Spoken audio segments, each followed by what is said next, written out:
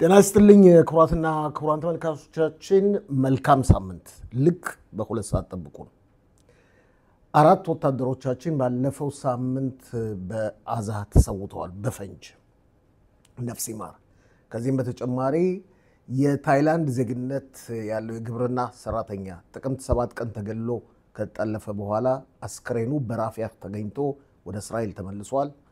ወደ ቤተሰቦቹም ወደ ታይላንድ እንደሚላክ ታውቋል። ነፍስ ይማር።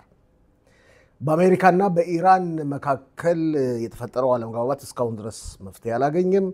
በተቻለ መጠን በሰላም የተፈጠረውን ችግር ለመፍታት ጥረት እየተደረገ ነው። በአንጻሩ ግን እስራኤልና አሜሪካ ጥቃት ለመፈጸም እየተዘጋጁ መሆኑን ለማወቅ ተችሏል።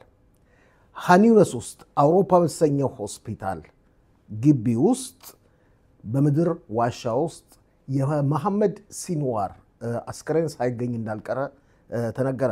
10 አስከሬኖች ተገኝተዋል፣ እየተመረመረ ነው። እነዚህና ሌሎችን ልክ በሁለት ሰዓት ጠብቁን። ሼር፣ ሰብስክራይብ፣ ላይክ ማድረጋችሁን እንዳዘነጉ